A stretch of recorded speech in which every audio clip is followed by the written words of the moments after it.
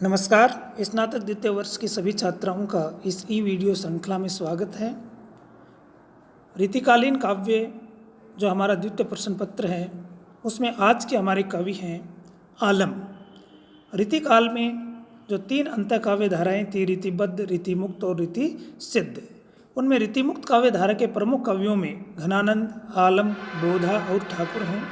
घनानंद को हम पढ़ चुके हैं, कवि आलम को आज हम पढ़ेंगे। कवि आलम का सामान्य सा परिचय जो संक्षिप्त रूप से हम देखते हैं कि वो जाति से ब्राह्मण थे और शेख नामक की रंगरेजिन महिला के प्रेम में फंस करके मुसलमान हो गए, उनके साथ विवाह करके रहने लगे। आलम को शेख से जहां नामक एक पुत्र भी हुआ। ये औरंगजेब के दूसरे बेटे मुअज्जम के आश्रय में रहते थे। सामान्यतः शेख रंगरेजिन नामक जो महिला से इन्होंने विवाह किया, उसके लिए एक किंवदंती ये मानी जाती है कि आलम अपने काव्य की कुछ पंक्तियाँ इन्होंने लिखी थी जो अपूर्ण थी, जो पूर्ण नहीं थी, और उन्होंने अपनी धोती के पल्ले के बांध दी और अपने धोती के पल्ले के बांध करके धोती को रंगवाने के लिए रंगरेजिन नामक महिला को भेज दी। और महिला ने जब उन पंक्तियों को पढ़ा तो पढ़ करके, क्योंकि वो कवित्री थी, कवि रधा थी, और उन्होंने उन पंक्तियों को पूर्ण कर दिया और वापस धोती के पल्ले के बांध के भेज दिया। कहते हैं कि आलम इतने प्रभावित हुए कि उनसे उन्होंने शादी कर ली और शादी करने के बाद आजीवन उनके साथ रह करके उन्होंने काव्य रचनाएं की। इस प्रकार की किंवदंतियाँ देखने को मिलती हैं। आलम के काव्य में भावपक्ष की प्रधानता तो है ही, इसी के साथ साथ हृदय जो तत्व है वो बहुत ज़्यादा प्रभावित करता है कविता को। और उनके काव्य में सबसे मुख्य जो बिंदु है वो प्रेम तत्व का निरूपण है। लेकिन इनके प्रेम तत्व के निरूपण में कहीं अश्लीलता, ऊहात्मकता या फूहड़पन देखने को नहीं मिलता है, चाहे वो संयोग श्रृंगार का वर्णन हो, चाहे वो वियोग श्रृंगार का वर्णन हो। यानी कि प्रेम के उदात्त रूप का चित्रण इसमें देखने को मिलता है, इनके द्वारा किया गया है। क्योंकि जो रीतिमुक्त कवि हैं वो किसी भी बंधन में नहीं बंधे, और उन्हीं कवियों में से थे आलम। आलम ने तत्कालीन जो रीतिकालीन जो परंपराएं थी, जो काव्य लक्षण लिखने की परंपराएं थी, जो अलंकारवादिता की बाध्यता की परंपराएं थी, जो छंदबद्ध काव्य रचना की जो परंपराएं थी, उनका बिल्कुल निर्वहन नहीं किया और अपने मन में उठने वाली तरंग थी या जो भाव थे, उन भावों को ही इन्होंने पूरी तरह से अभिव्यक्त किया है। इसलिए हृदय के कवि उनको माना जाता है। सच्चे हृदय से उन्होंने अपनी भावनाओं को अभिव्यक्त किया है। उनकी भाषा के बारे में बात करें तो उनकी भाषा बिल्कुल प्रेमार्जित और सुव्यवस्थित थी। कहीं कहीं दीन, कीन आदि अवधि भाषा के शब्द भी मिलते हैं। फारसी का प्रभाव उनमें देखने को मिलता है, लेकिन सामान्यतः उनकी जो ब्रज भाषा थी वो प्रभावमयी थी, भावों के उद्वेग को प्रवाहित करने वाली थी और मन को आकर्षण पैदा करने वाली उनकी भाषा देखने को मिलती है। हमारी पाठ्य पुस्तक में कुछ पद उनके संकलित हैं जो कि मुक्तक हैं, क्योंकि रीतिकाल के कवियों ने मुक्तक प्रधान काव्य रचनाएं की हैं। प्रबंध बहुत कम लिखे, क्योंकि प्रबंध लिखने की जो योग्यता, जो क्षमता होती है, उस प्रकार की क्षमता और उस प्रकार उतना समय इन कवियों के पास नहीं था। इसलिए इनका जो मन है वो मुक्तक लिखने में ज़्यादा रमा, और उसी परंपरा में कवि आलम ने भी मुक्तक लिखे। उनके कुछ मुक्तक हमारी पाठ्य पुस्तक में संकलित हैं जिनका हम आज अध्ययन करेंगे। पहला मुक्तक है रुचिर बरन चीरू चंदन चर्ची सूची, सरदू को चंद चाही चित ही घरत हैं, विविध विलास बसी रास ब्रजपति प्यार, तेई ब्रजवतियाँ उचित उचरत हैं। आलम सुकवि अब वैसे कान्ह ऐसे भये, उतही लुभाने किंदो इतही ढरत हैं, मधुबन बसत मुरली मधुर मुरली की धुन, मधुप कब हूँ माधो सुरती करत। अब यह जो प्रकरण है वो सुप्रसिद्ध प्रकरण है, श्री कृष्ण भगवान से संबंधित है, और प्रसंग उस समय का है कि जब श्री कृष्ण भगवान ब्रज को छोड़ करके मथुरा की ओर प्रस्थान कर गए। और मथुरा जाने के बाद वो बहुत ज़्यादा बेचैन और व्यथित रहने लगे, और उनके वियोग में ब्रज की जो बाल गोपाल गोपिकाएं थी वो भी बहुत व्यथित रहने लगी। और इस प्रकार की दोनों तरफ से जो वेदना, जो विरह था, उसका प्रभाव दोनों ही के हृदय पे पड़ रहा था। इसको उनके सखा जो मित्र थे, जो निर्गुण को मानने वाले थे, उद्धव, उनको समझ में आया। उन्होंने सोचा कि अगर इसी प्रकार से श्री कृष्ण भगवान उन गोपिकाओं या उस ब्रज के प्रेम में पूरी तरह से निमग्न रहेंगे तो कहीं राजपाट छोड़ करके वापस न चले जाएं। इसलिए उन्होंने कहा कि आप तो सर्व विराजमान हैं, प्रत्येक के घट घट में व्याप्त हैं, इसलिए आपको इस प्रकार की चिंता करने की आवश्यकता नहीं। और वो समझाते हैं, और श्री कृष्ण भगवान स्वयं समझने के साथ साथ वो उद्धव को वहाँ पे भेजते हैं कि आप ब्रज जाइए, और वहाँ की जो गोपिकाएं हैं, वहाँ के जो बाल गवाल हैं, वहाँ के जो लोग हैं, जो न मेरे प्रति अपार स्नेह उनके हृदय में है, उनको इस बात को समझाइए कि जो श्री कृष्ण भगवान जिनके प्रत्यक्ष वियोग में आप दुखी हो, वो तो घट घट में विराजमान है, आपके हृदय में विराजमान है।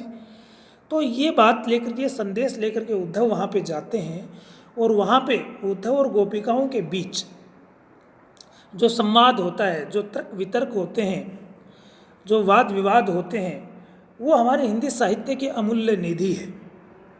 और इस अमूल्य निधि में से कुछ पद यहाँ पर आज संकलित किए गए हैं कि इस जो आलम के द्वारा प्रेम केली जो रचित है उसमें से उद्धृत हैं। और गोपिकाएं जब उनके ब्रज से मथुरा पधारने पर बड़ी दुखी हो गई थी, और तब निर्गुण का उपदेश देने के लिए उद्धव आते हैं, और उद्धव से वो बातचीत करते हैं। कृष्ण विषय चर्चा करती हुई इस पद में कह रही हैं कि रुचिर बरन चीरू चंदन चर्ची सूची, सरदू को चंद चाही चित ही घरते। कहते हैं कि रुचिर वर्ण, वर्ण की वस्त्र, सुंदर रंग के जो वस्त्र पहन करके, चंदन चर्ची सूची, और शरीर पर हमने जो चंदन लगाया है, कहते हैं कि हम भी कृष्ण को किसके समान, शरद ऋतु के चंद्रमा के समान चाहते हुए अपने हृदय में धारण करते। सरदू को चंद चाही, शरद ऋतु के चंद्रमा के समान उनको स्वीकार करते हुए हम भी चित ही हमारे मन में उनको धारणे करती हैं, स्वीकार करती हैं। आप कहते हो कि वो हृदय में विराजमान है, घट घट में विराजमान है, तो हम भी निरंतर उनको अपने हृदय में विराजित रखते हैं, अपने हृदय में उनके रूप को हमने धारण कर रखा है। विविध विलास बसी रास ब्रजपति प्यार, तेई ब्रजबतियाँ उचित उचरत है। और कहने लगी कि उनसे विविध प्रकार की हम जो प्रेम लीलाएं रचाते थे, प्रेम क्रीड़ाएं करते थे, जो रास रचाते थे, कहते उन्हीं कृष्ण की बातें ब्रज में उचित मानी जाते ही ब्रजबतियाँ उचित उचरत हैं। यानी कि उनकी वे ही जो बातें हैं वो ब्रज में अच्छी मानी जाती हैं, श्रेष्ठ मानी जाती हैं, मन को भाने वाली मानी जाती हैं, अन्य बातों को स्वीकार नहीं किया जाता है। आगे कहने लगे, आलम सुकवि अब वैसे काना ऐसे भये, उतही लुभाने किंदो इतही ढरत हैं, मधुबन बसत मधुर मुरली की धुन, मधुप कबहूँ माधो सूरती करत। अब कहने लगे कि कवि आलम कह रहे हैं कि वे गोपिकाएं कह रही हैं कि हे सुकवि, आलम कहते हैं कि अब वैसे काना ऐसे भये, कि उस समय तो ऐसे काना थे, श्री कृष्ण भगवान थे जो हमें बड़े अच्छे लगते थे, हम भी उनके मन को बड़ा लुभाती थी, बड़े आकर्षक लगते थे, उनके को हम भूल नहीं सकते। लेकिन अब वो कैसे हो गए? क्या वो बदल गए? क्या वो परिवर्तित हो गए? उत ही लुभाने कींदो इत ही डरते। क्या वो मथुरा जो उनको अपनी ओर आकर्षित करती है, उत ही यानी कि क्या वहीं की ओर आकर्षित हो गए हैं वो? इत ही डुराने, कभी इधर भी उनका मन ढुलता है, या यहाँ की भी उन्हें याद आती है, यहाँ की भी उनकी स्मृति उनको आती है। मधुबन बसत मधुर मुरली की धुन। और अब तो कहते हैं कि मथुरा में रहते हुए वहीं पर उनकी मुरली की जो मधुर धुन है वो गूंजती रहती है। मधुप कबहूँ माधो सुरती करते, कि है भ्रमर, मधुप यानी कि उद्धव को संबोधित करते हुए कह रहे हैं कि है उद्धव, क्या माधो यानी कि श्री कृष्ण भगवान, सुरती यानी कि स्मृति क्या हमें भी याद करते हैं? कभी हमारा भी स्मरण करते हैं, या पूरी तरह से वहीं के होके रह गए हैं, हमें भूल गए हैं? कम से कम आप इतना तो हमें बताएं। तो ये भ्रमर गीत प्रसंग है जो साहित्य में बड़ा ही प्रमुख है। सूरदास ने, नंददास ने, जगन्नाथ दास रत्नाकर ने अलग अलग अपने जो काव्य लिखे, और उनमें सुंदर गोपिकाओं और उद्धव के बीच जो परिचर्चा हुई, उस परिचर्चा को कहीं तर्क वितर्क के माध्यम से, कहीं भाव पूर्णता के माध्यम से अभिव्यक्त किया है। अगला पद है, आखियाँ भली जो ऐसे आंसुअन धारे, ना तो धारा पल छूटे तेहु देश ने समाती है। अवधि है जो धूम की ऊसास रुचि राखी है सु, नेकु लेत ध्यो से ही अंधियारी होती राती है। अब आगे बढ़ती हुई गोपिकाएं कह रही हैं कि हम तो उनके विरह में अत्यधिक व्यथित हैं, अत्यधिक दुखी हैं। प्रेम के लिखे ही पद हैं।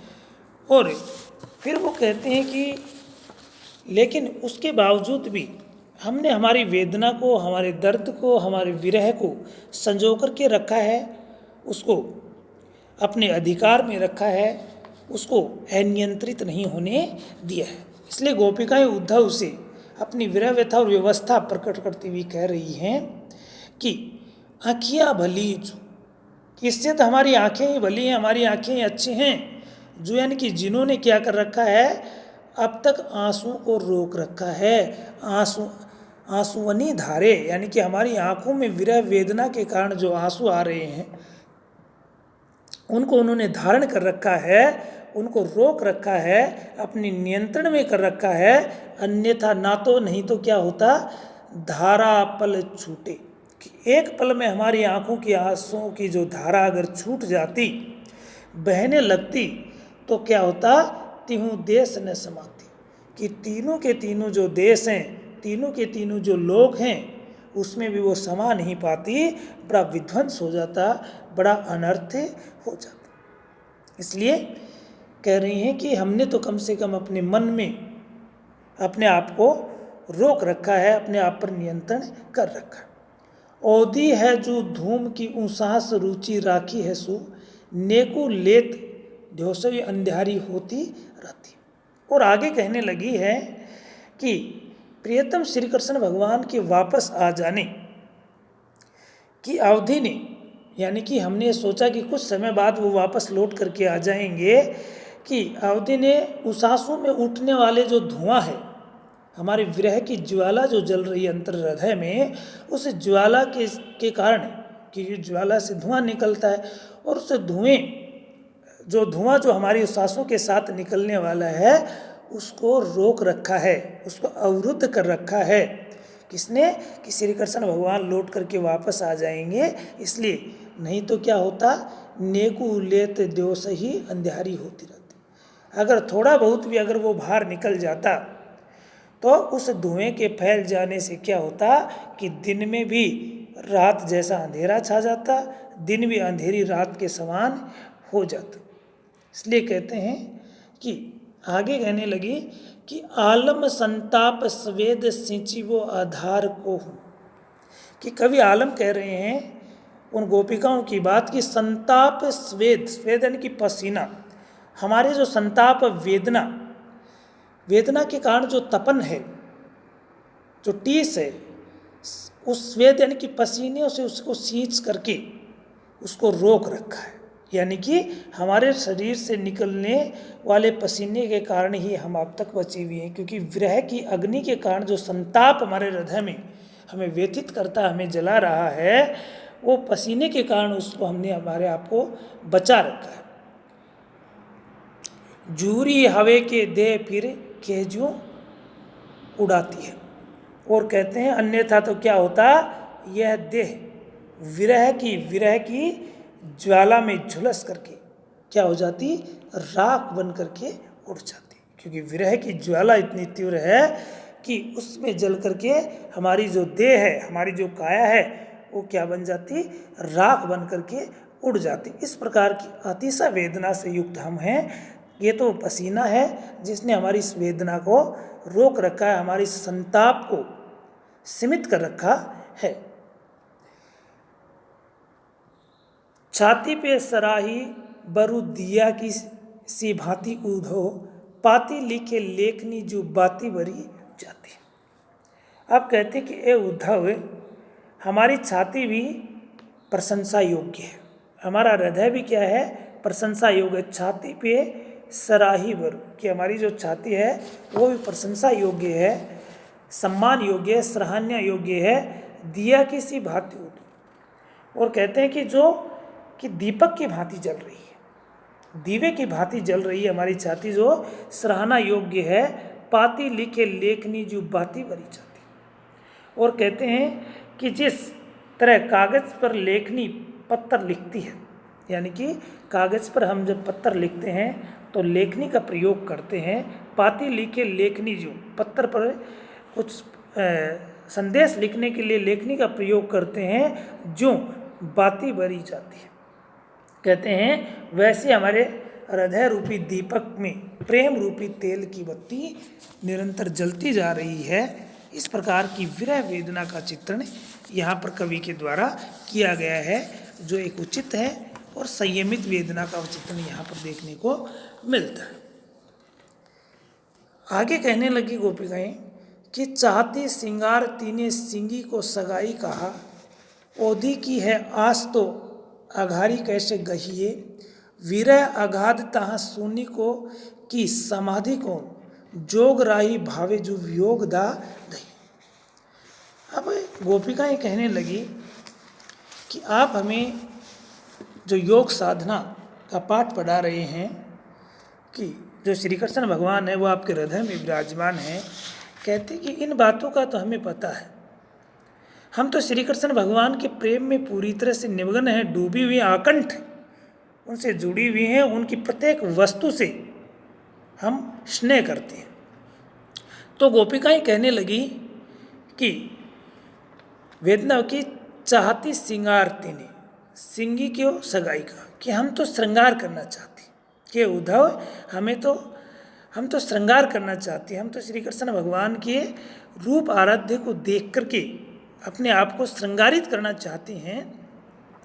इसलिए हमें जोगियों की श्रृंगी से क्या करना है, यानी कि आप जो श्रृंगी या संन्यास की बात कर रहे हैं उस बात से हमें कोई लेना देना नहीं है। ओधी की है आस तो अघारी कैसे गई, कि हमें तो श्री कृष्ण भगवान के लौट आने की अवधि यानी कि अवधि की आस है कि वो थोड़े समय के लिए गए हैं और वापस लौट करके आ जाएंगे, फिर हम तुम्हारे निराकार परमात्मा को कैसे ग्रहण करें। अघारी यानी कि आधार रहीन, यानी कि जिसका न कोई रूप है, न रंग है, न आकार है, न प्रकार है, उसको हम किस प्रकार से गही यानी कि ग्रहण करें, स्वीकार करें, क्योंकि हमें तो ये आशा है कि श्री कृष्ण भगवान लौट करके वापस आएंगे। विरह अगाध तहाँ सुनी की समाधि कौन, जोग राही भावे जू वियोग दाह दही। इसलिए वो कहने लगे कि यहाँ तो हम श्री कृष्ण भगवान के अगाध और व्यथामय विरह में पड़ी हुई हैं, उसकी वेदना में डूबी हुई, विरह के अगाध समुद्र में हम डूबी हुई हैं। सुनी की समाधि को, तो हमें योग कैसे अच्छा लगेगा, किस प्रकार से हम सुनने में समाधि लगाएं। कि आप समाधि लगाने की बात करते हैं, ध्यान करने की बात करते हैं, तो हम तो उनके विरह में पूरी तरह से डूबी हुई हैं, तो हम समाधि कैसे लगा सकते हैं। तो जोग राही भावे सुवियोग दाह दही, इसलिए कहते हैं कि श्री कृष्ण भगवान का जो कामदेव जैसा रूप हमें प्यारा है, तुम हमें योग मुद्रा धारण करने की बात करते हो। जोग राही भावे सु, यानी कि हमें तो संयोग अच्छा लगता है, और आपका वियोग दाह दही, और आपका जो बातें हैं वो तो हमारे हृदय में किसके समान चुभते हैं, कांटे के समान चुभते हैं। इसलिए हम आपके इस ऑफर को या इस संदेश को स्वीकार नहीं कर सकते हैं। हम तो श्री कृष्ण भगवान के वापस लौट के आने की आस में बैठी हुई हैं, निरंतर अपनी वेदना को रोके हुए हैं कि कभी न कभी तो श्री कृष्ण भगवान वापस लौट करके आएंगे। आज इतना ही, धन्यवाद।